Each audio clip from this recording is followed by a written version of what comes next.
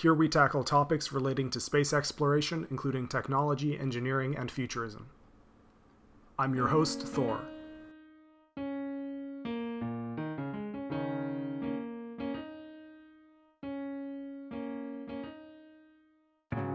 A frozen-over ocean world in a harmonic orbit with 3 other large moons over Jupiter, Europa is a one-of-a-kind body, offering opportunities for us to grow our scientific knowledge and gain crucial insights into geology, astrophysics, and evolutionary biology.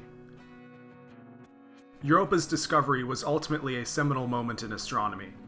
Along with Callisto, Ganymede, and Io, Europa was among the first moons discovered beyond Earth's own by Italian astronomer Galileo Galilei. The aptly named Galilean moons would go on to provide targets for humans' first missions to the outer solar system. The Galilean moons are so visible in the night sky that Chinese astronomical records as early as 365 BC describe what was likely Ganymede, the brightest of the moons. Today on Demystifying, we'll take a look at Europa's known attributes, reasons why we should commit to exploring it, and finally design some missions to the icy moon by taking everything we've learned and imagine what a timeline of future exploration of Europa might look like. Current models of the outer solar system's development and magnetic signatures of the moon suggest Europa's active core is consisting of molten iron, nickel, or a combination. Europa's mantle, as with other Galilean moons, is comprised of rocky material and heated by its molten core. All of these moons have interiors more akin to those of the terrestrial planets, with their gravitational co-interactions generating considerable geothermal activity. Although the visible behavior of Europa's surface suggests a water layer exists below it, there are more obvious indicators which support this hypothesis to the point where any other explanation seems impossible. A paper published under the Institute of Geophysics and Planetary Physics at UCLA highlights the strongest case for Europa's subsurface oceans, citing its weak magnetic moment as indicated by data procured by the Galileo orbiter. A weak magnetic moment suggests an electrical conductor is surrounding the moon's core, and at this time the only logical explanation is a vast subsurface ocean. The total distance between the rocky mantle and the surface is believed to be between 80 and 170 kilometers, with hard ice and water occupying this distance. Rossby waves are believed to dominate the upper portions of Europa's subsurface ocean, contributing to tectonic activity and generating significant oceanic warming. Europa and Earth are unique in comparison with other bodies in our solar system, in that both have active plate tectonics. It is believed that this tectonic activity was a driving force for differentiation in evolution on Earth. The tectonic activity on Europa produces fissures and mountains across its surface and may produce relatively thin areas of ice, where the subsurface ocean bleeds to the surface. This is one of the viable explanations for the plumes seen emanating from the surface of Europa, jets of material which reach space and are known to consist of primarily liquid water. Whether this water is fed directly by Europa's subsurface ocean or by smaller reservoirs of thawed ice nearer to the moon's surface has yet to be ascertained. The Europan atmosphere is extremely tenuous, at around 0.1 micropascals at the surface. Liquid water plumes and interaction of charged particles with the surface ice produce water vapor, and this vapor is dissociated by Jupiter's radiation and by thermal exposure into molecular oxygen, which represents much of Europa's atmosphere. The hydrogen produced by this dissociation is too light to be bound by gravity and quickly escapes into space. Temperatures at the surface oscillate between 85 Kelvin at night and 124 Kelvin during daylight. Europa's unique features solidify its offerings as a flagship class or strategic science mission to the outer solar system. This NASA mission classification encompasses the most important scientific space ventures in our history, including Voyager, Galileo, Curiosity, the Hubble Space Telescope, and recently Perseverance, along with many others. These missions captivate human imaginations and embody our powerful desire to discover. Europa is an opportunity to discover a foreign and mysterious world, but also represents a refuge for our hopes of one day finding life beyond Earth, conveniently in our own solar system. Indeed, Europa's undeniable ability to support complex biological life has earned it 2 missions in NASA's Large Strategic Science Mission program, the Europa Clipper and an in-development lander. Europa satisfies all the requirements for life, with liquid water, geothermal energy, and the presence of CHON-PK chemicals.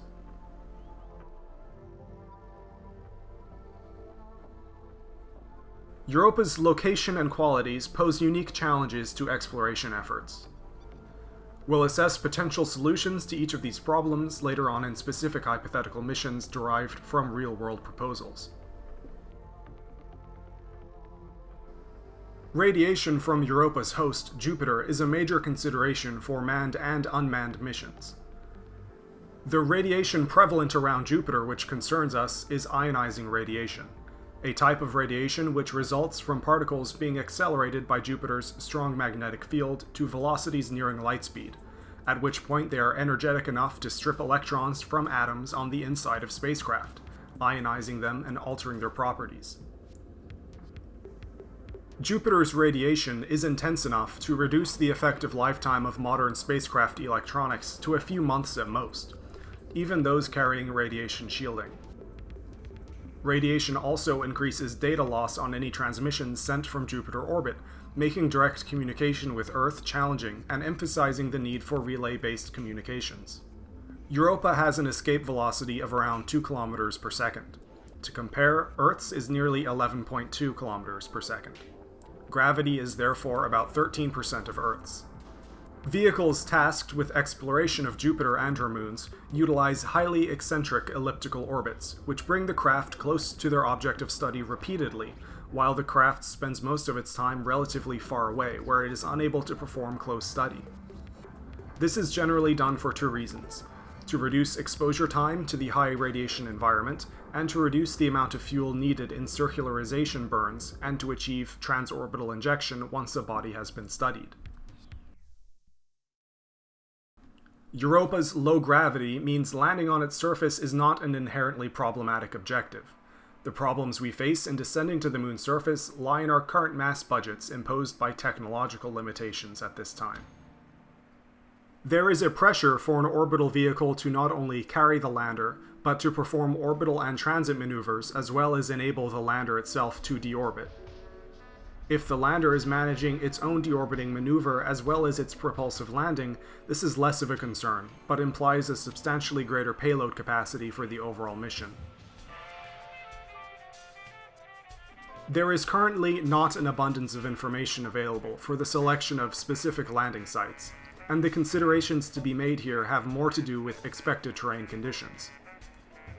We can expect a powered lander will either benefit from a predefined site or be capable of independent site selection during descent, as current Mars rovers achieve with Skycrane systems.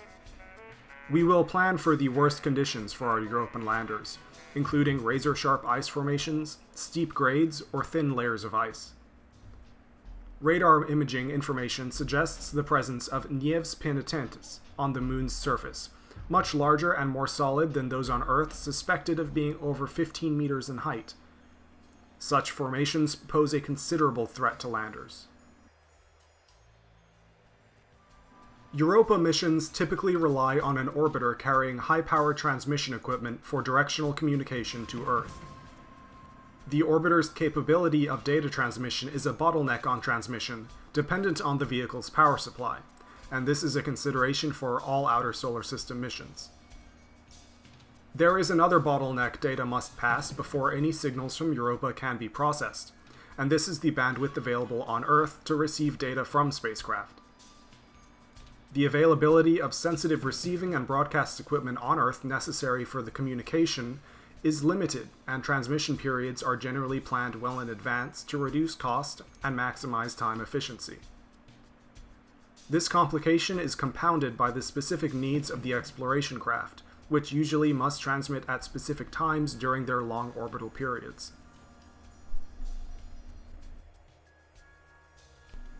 There is a rigorously implemented commitment towards sterilization of any spacecraft bound for bodies suspected of being life-supportive. The elimination of all bacteria is not a guarantee with our current technologies, and many spacecraft components can be damaged by intense sterilization methods. The Outer Space Treaty of 1967 sets out international guidelines for these methods, as well as acceptable bacteria levels, and these definitions are maintained now by an international entity known as COSPAR. For locations with an acknowledged relevance to the study of evolution of life, the acceptable biological burden is expressed as the possibility of contamination to be below 1 chance in 10,000. By extension, any samples returning to Earth are guaranteed to be quarantined and processed with maximum trepidation.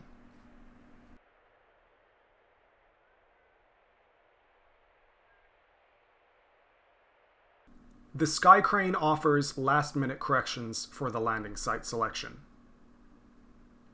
Skycranes are a proven concept, and Europa's gravity will allow a lightweight Skycrane with much longer lofting times than those used on Mars. This method would be ideal for heavier payloads with a permanent presence in a single location on the Europan surface.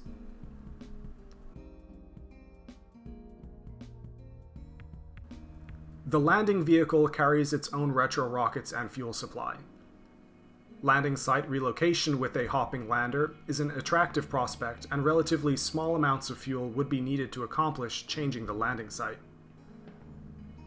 The hard ice of Europa's surface means rocket exhaust would generate some quick evaporating liquid water, but would affect the landing site minimally compared to dusty planets.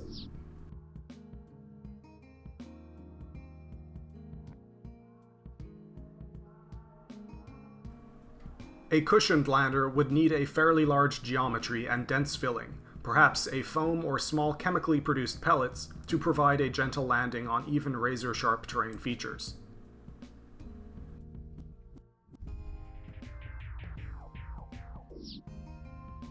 Long telescoping legs or a crushable cage could provide sufficient impact absorption to safely arrest a vehicle reaching the ground from freefall.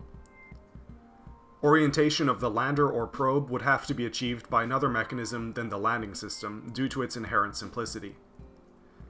One strong advantage to this method is the potential for a powered mother vehicle to navigate over several far-flung locations, dropping smaller crush probes at points of interest. The impact method is differentiated from the shock-absorbing method. In comparison, a shock-absorbing vehicle separates from its powered stage at an altitude to allow ground impact at a manageable velocity, while on a lower trajectory than its powered stage. The impact method does away with these expensive allowances and allows the probe to be inserted directly from orbit without the use of a dedicated deorbiting stage. An orbital vehicle carrying an impact probe could decelerate to suborbital velocity, detach its payload, and then return to and maintain orbit. The consequence of an impact probe is a violent arrival of the vehicle, but this method can surprisingly be used for even sophisticated payloads and might offer the most inexpensive pathway to accessing Europa's subsurface. Of the methods we've looked at, several have been proposed in planned exploratory missions and put forward as concepts by scientific organizations. In 2001, the ambitious NEMO concept was put forward in a paper and subsequently published in the journal Acta Astronautica in 2005. NEMO outlines a complete sample return mission from Europa to Earth orbit without the use of a dedicated Europa orbiter to support surface operations, considerably reducing the overall mission cost. The proposal was built around 3 discrete vehicles, all operating from Europa's surface and subsurface. A lander with onboard electrolysis capabilities, powered by a hydrogen-fed nuclear thermal propulsion engine, would descend to the surface and plant a probe. This probe, or cryobot, carries a water reactor utilizing enriched uranium-235 to generate 20 kilowatts of power and sufficient heat to melt a path down through the Europan ice sheet. This nuclear reactor isn't the probe's only payload. The main scientific instrument at its disposal is an autonomous underwater vehicle. Upon reaching liquid water, the AUV independently collects samples before returning to the melt probe and descending with it as it arrived. This process is repeated across multiple drill sites, with the mother craft replenishing its fuel stores between each powered hop. This concept allows a mission with highly configurable parameters, is ideal for quickly pursuing the search for life on Europa, and can operate for over a decade with its nuclear power and propulsion sources. This concept does have noticeable issues, the greatest being assumptions made about the thickness and composition of the ice layer. To the proposal's credit, however, these properties would be established before deployment of the Nemo architecture. Europa Ice Clipper is a mission planned for 2024, with ongoing planning of specific mission objectives and payloads. 9 scientific instruments are designated, but the orbiter central to this mission has an additional 250 kilograms of payload mass available. Of the proposed payloads, we'll assess the ground impactor, since it is in line with our topic of in-situation exploration of Europa's surface. Other equipment is passive imaging, magnetic, and radar equipment. This impactor would be a simple seismic instrument, designed to eject a cloud of debris upwards from the impact site. The debris would then be intercepted by a small tertiary orbiter and analyzed in orbit. This proposal offers an interesting prospect, being similar to 2005's Deep Impact mission, where a similar method was used to collect samples of a comet. However, I will note that the scientific value of a kinetic impactor is greatly enhanced by seismic equipment on the moon's surface to collect data on the body's propagation of shockwaves, and Ice Clipper would not take advantage of this technique as it is iterated. E.J.S.M is an expansive mission architecture using a number of immersion technologies, notably a gas-cooled nuclear reactor powering a group of electric ion engines and ion thrusters for complete electric vehicle control.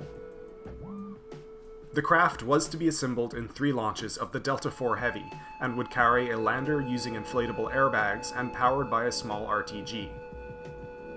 The project's funding was suspended in 2005, and the reasons cited were the overly ambitious nature of E.J.S.M's nuclear ion propulsion and requisite orbital assembly.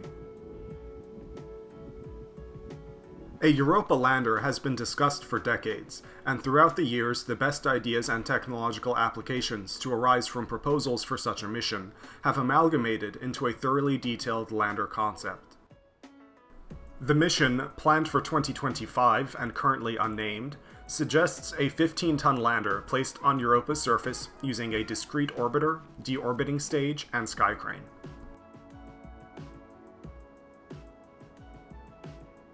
The Europa Jupiter System mission, or the E.J.S.M, is the product of collaborations by ESA and NASA to develop the framework for missions to Europa and various other moons of Jupiter. An interesting technology to arise from this work is the tandem drill penetrator concept. This is a kinetic penetrator which enters the moon's surface ballistically and then deploys dual drills, both very small and heated by radioactive decay, which burrow several meters into the ice and perform sample analysis. The maximum depth these drills would reach is between 2 and 10 meters. This idea represents an extremely rapidly deployed and lightweight option for exploring that elusive subsurface region of Europa which may hold its most exciting secrets, without the need for a soft landing and accompanying lander, as well as having very few points of mechanical failure compared to alternatives. Next, we'll look at exploration schedules, beginning with the trickle. In this strategy, we'll begin with a procedural mapping of Europa's features and analysis of surface behavior towards the goal of achieving a fine understanding of the mechanics of Europa's icy crust and interior convection. This, in turn, allows for eventual exploration of Europa's oceans for the lowest possible cost and risk, but at the greatest expense of time. The limiting factor here is landing site selection for subsurface missions. A breakthrough in site selection methods or the location of a high viability site will alleviate some of the time requirements of this approach.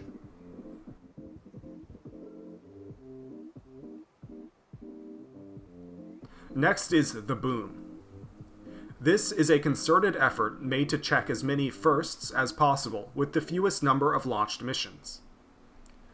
Only enough data on Europa's icy crust mechanics is collected to allow a multi-role vehicle to realistically reach its oceans. This approach will probably require real-time monitoring and evaluation capabilities in Europa's local space, suggesting either human presence in Jupiter orbit or a sophisticated satellite network and computerized mission control, with limited decision-making capabilities. A breakthrough in manned crew capsule form factor to enable long-term missions and shielding against Jupiter's radiation will aid manned attempts at realizing this pathway. However, an unmanned effort would requisite either a new dedicated vehicle architecture or expanded Earth-Mars architecture.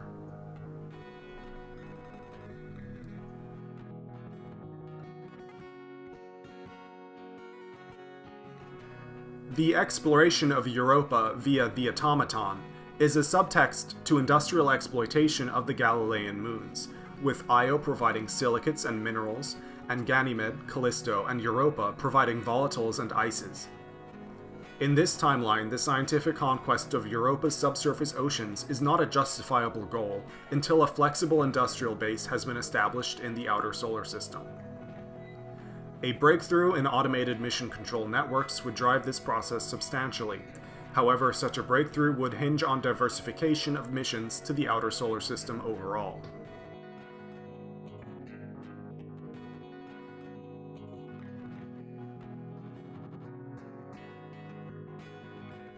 Let's consolidate everything we've discussed and design some Europa missions of our own, borrowing from existing mission frameworks as well as introducing some new methods. We'll use one of the aforementioned exploration schedules and extrapolate to the long term, specifically the one most realistic and in line with current commitments. We called it the Trickle. We'll overlook the Boom since this schedule suggests a more ambitious and risky endeavor by far, and the Automaton because this would involve lengthy discussion of not only Europa missions, but those to the other Jovian moons and to Saturn as well. In order to realize the Trickle approach, we'll have to lay out our objectives. These are: repeat infrared spectroscopy passes to achieve a granular understanding of chemical composition of the various surface features of Europa. Identification of local surface composition via high-resolution visible light imaging. Mapping of planetary and subsurface formations using radar imaging and ice-penetrating radar, respectively. Preliminary analysis of Europa's interior using specialized magnetometry and plasma sounding. Selection and assessment of primary and secondary landing sites. Collection of particulate samples at high altitude over Europa, from both atmosphere and plume ejections. Establishment of guidelines for and deployment of automated data processing and sample analysis capabilities within the Jovian system. Practical deployment of nuclear power systems, including ion engines, for long-term replacement of legacy infrastructure. Now that we understand what our objectives are, we'll look at sequential tasks in order to fulfill them. Note that proving and development of relevant propulsion technologies, including ion engines, compact radioisotope thermoelectric generators, nuclear thermal rocket engines, and small modular reactors for space applications, is vital. Assuming we immediately begin our respective goals on pursuing the exploration of Europa, progress on this front will likely take at least 2 mission cycles to realize, after which refinement by repetition will render chemical propulsion options outmoded. Bypassing the development of these technologies will not only impact our timeline, but will potentially increase the frequency of required missions.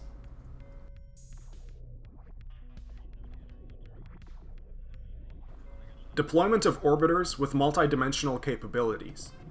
The number of orbiters needed is determined by their level of radiation protection, the duration of their orbits, the sensitivity of their instruments, and the number of orbits allowed by their mission. Each of these factors is inexorable from each other, and together inform the specific requirements of the satellite constellation. Assignation of telecommunication roles between Europan orbiters, landers, and probes, and other vehicles in or passing through high Jupiter orbits. Compilation of data towards the ends of both optimizing and extending the useful timeline of Jupiter assets, as well as establishing landing procedures and updating the capabilities of or optimizing extant landers. Proving trials using first-generation landers, likely deployed from first-generation Jupiter missions. If surface properties are radically out of line with expectation, these first-generation landers may face severe difficulties. Ideally, a second generation of landers using initial in-situation data are en route already, as a part of the second or third generation Jupiter missions. Each mission cycle should take advantage of every assumption we can make at the time, with acceptable financial risk being the limiting factor. Thus, increasing the frequency of missions per mission cycle increases the potential of each mission, since the scientific equipment being sent is more likely to achieve its expected role. Provisioning for the second generation of Jupiter vehicles follows. This advance is defined by the expansion of mission cycles by a factor of around 2, and is enabled by shortening the downtime of current missions using cumulative advances in propulsion, equipment, or mission infrastructure. This effectively means each mission should perform at least twice as well as its first-generation equivalent in terms of radiation protection, orbital optimization, energy potential, and fuel supply, all in conjunction. The factor of 2 is not entirely arbitrary, but I did choose this number as a means to illustrate something of an abstraction on my part, since each of these contributing factors has different weight in this comparison. Actualization of the subsurface component of the mission paradigm should follow. This will be accomplished by penetration of sites with confirmed water deposits within 500 meters of the surface.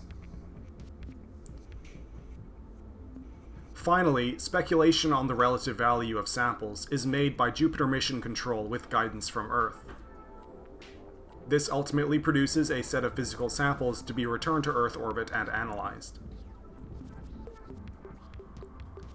As you may have noticed, there is a discernible trend in how we can maximize the potential of this trickle approach, increasing the frequency of missions.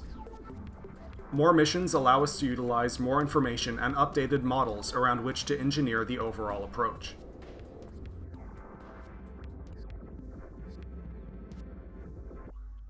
Thank you for watching. If you enjoyed today's content, please help support and grow the channel. Until next time.